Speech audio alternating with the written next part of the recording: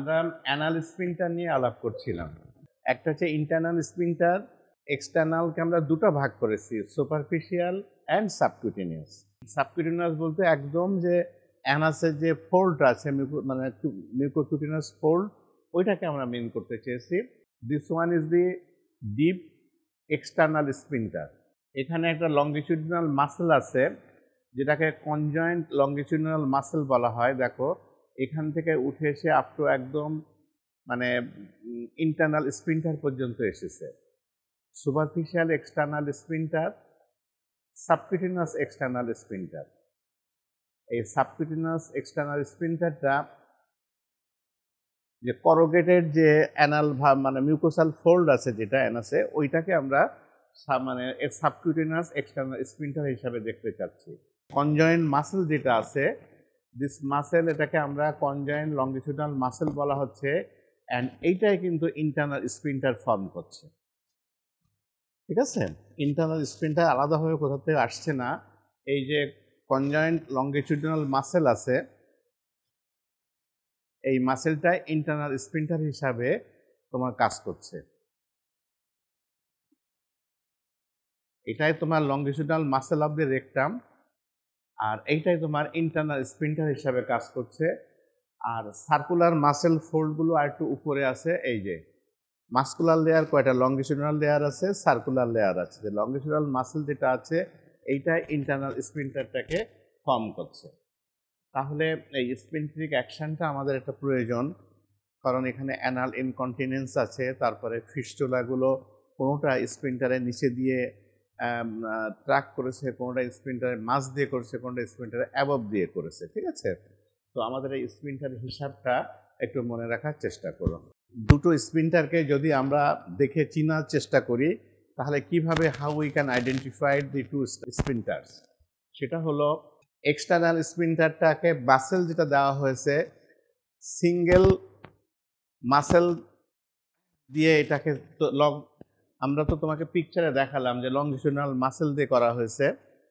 আর internal স্ফিনক্টারটা continue to the circular muscle coat of the rectum, এবং internal স্ফিনক্টারটা রেকটামে যে সার্কুলার মাসেল আছে সেটার সাথে সংযুক্ত।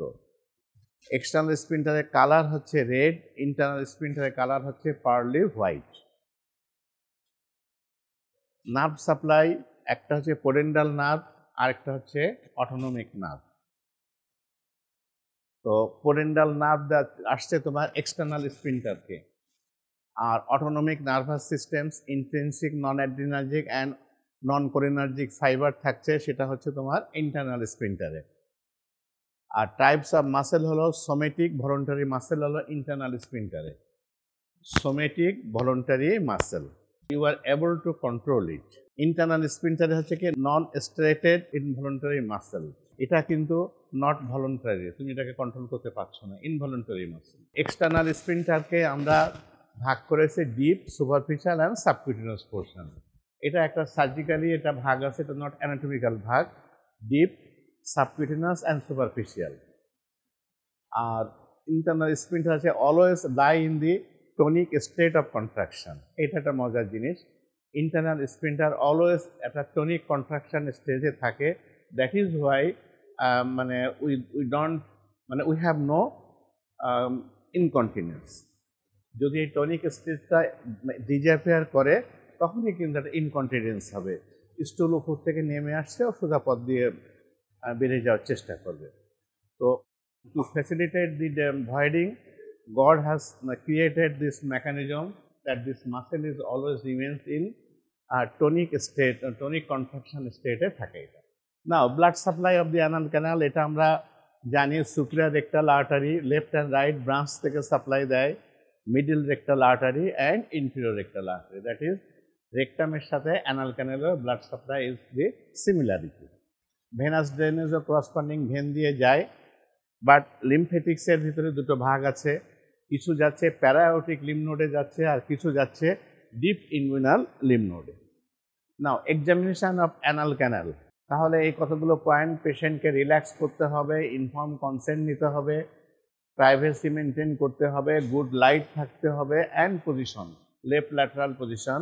আর দুটো পজিশন আছে, যেটা আপনার knee elbow position and lithotomy position. এই পজিশন তিনটা পিকচারটা দেখানো আছে। This one is the left lateral position or Sims position, this one is lithotomy position, this one is the knee elbow position. Rectal এক্সামিনের সময় প্রথমে তোমাকে দেখতে হবে যে মিউকোসাল প্যাটার্নটা কেমন আছে, কোনো অ্যাবনর্মালিটি সেখানে আছে কিনা। কমনলি সেখানে সোরিয়াসিস থাকতে পারে, আর থাকতে পারে কি অ্যানাল ওয়ার্ড থাকতে পারে। তো এটা হচ্ছে কমন একটা ম্যানিফেস্টেশন, যারা হাইজিন মেনটেন করে না এই সমস্ত পার্সনদের জন্য অ্যানাল রিজনের সোরিয়াসিস ইজ ভেরি কমন একটা ফাইন্ডিংস। তো সেগুলো আছে কিনা দেখতে হবে। তারপরে তোমার কোনো আদার্স কোনো প্যাথোলজি আছে কিনা, centennial tag that is external haemorrhoids সেখানে আছে কিনা, এই জিনিসগুলো তোমাদের একটু অ্যানাল ফিশার আছে কিনা এই জিনিসগুলো আমরা দেখে নেব।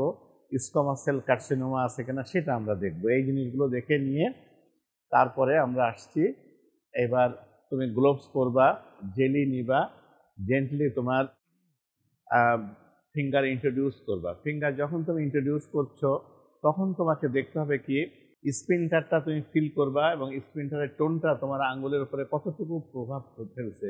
তুমি ফিঙ্গার ইন্ট্রোডিউস করছো, ইন্টারনাল স্পিনটা তো সবসময় তো টনিক স্টেজে আছে, ও তোমাকে কতটুকু সহজে ফ্যাসিলিটি মানে এন্ট্রি দিচ্ছে এটা তোমাকে অবজার্ভ করতে হবে।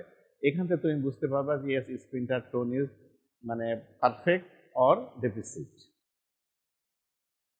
ফিঙ্গারটা উইথড্র করে তোমাকে দেখতে হবে যে মিউকাস তোমার হাতে লেগে আছে না ব্লাড লেগে আছে না পাস লেগে আছে। যদি পাস লেগে থাকে তাহলে বুঝতে হবে কোনো ইনফ্লামেটরি রিলেশন সেখানে কোথাও আছে, তোমার ফিঙ্গার যে পর্যন্ত গেছে সেই পর্যন্ত, অথবা তার অ্যাবভ থাকতে পারে।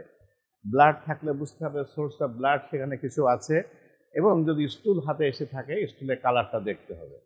And here is the picture of the প্রক্টোস্কোপ।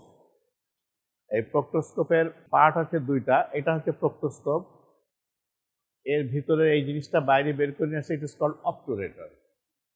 And এটা যেটা বাইরে যেটা আছে এটা হচ্ছে প্রক্টোস্কোপ শীট। এ কিন্তু তোমাদের অস্পিতে থাকে, কিন্তু অস্পির পুরোনো কোশ্চেন গেটে দেখো কোনো না কোনো বার এটা আছে, identified structure, mention it's use, এরকম কিছু কোশ্চেন এই পিকচারটা দিয়ে লেখা থাকে। তাহলে এরা পার্টস দুটা, এই কম্বাইন্ডলি বলতে হবে যে প্রক্টোস্কোপ, আর পার্টস বের করে দিলে ইট ইজ অবটুরেটর এই ভিতরেরটা, আর এটা হচ্ছে প্রক্টোস্কোপ শীট। প্রক্টোস্কোপি করে আমরা কি কি কাজ করতে পারি, হোয়াট আর দ্য বেনিফিটস, যে প্রক্টোস্কোপ দিয়ে বলো হোয়াট ইজ ইটস ইউজ, তুমি সেখানে এই কথাগুলো বলবা যে আমরা ইন্সপেকশন করতে পারি, distal rectum and anal canal inspect করতে পারি। যদি হেমোরয়েডসের থেকে থাকে তার ট্রিটমেন্টের পার্টে যে আমরা ইনজেক্টেবল আইটেম ইউজ করে থাকি সেটা আমরা ইউজ করতে পারি by with the help of proctoscope. আবার কি ব্যান্ড লাইগেশন, এটাও একটা হেমোরয়েডের ট্রিটমেন্ট অপশন, সেটা আমরা ইউজ করতে পারি। আর করতে পারি কি যে একদম ডিসটালে যে কোনো মাছ থেকে থাকে সেই মাছটাকে থেকে আমরা বায়োপসি নিতে পারি। তাহলে প্রক্টোস্কোপি করলে প্রক্টোস্কোপের পিকচারটা দেখে বলতে পারবা দিস ইজ প্রক্টোস্কোপ, পার্ট দুটো বলতে পারবা, and what is its use যদি বলে থাকে তাহলে তুমি মেনশন করবা যে inspection of the distal rectum and anal canal, injection in haemorrhoids, banding in haemorrhoids, and মানে tissue sample taking for histopathology. Another investigation item আছে sigmoidoscopy.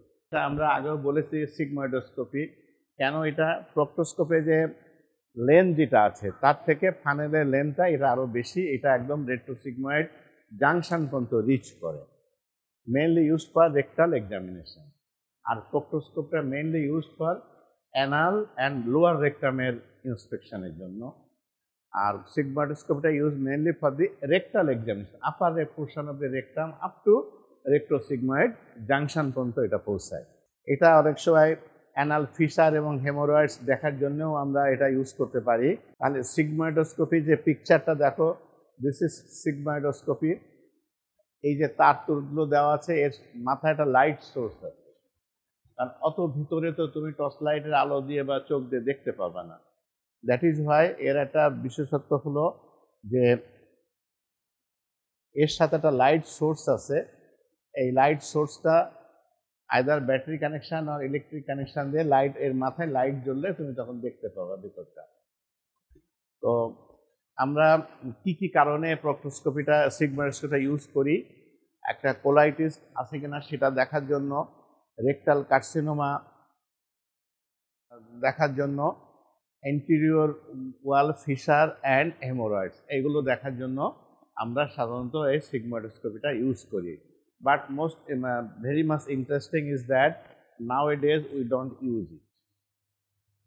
Exactly, nowadays we use it because এটা একটা rigid instrument, এটা ইন্ট্রোডাকশনের সময় পেশেন্টের discomfort হয়, অনেক সময় ইনজুরি হয়ে থাকে রেক্টোসিগময়েড জাংশনে। That is why it is now going to be less used. কেউ কেউ ইউজ করে, but it is a less used investigation. তবু তোমাদের জেনে রাখতে হবে সিগময়েডোস্কোপি জিনিসটা কি, এটা you must have some knowledge regarding this sigmoidoscopy. এটা রিপ্লেস করেছে কি, এটা কি দিয়ে, this, yes, colonoscopy has been replaced with sigmoidoscopy.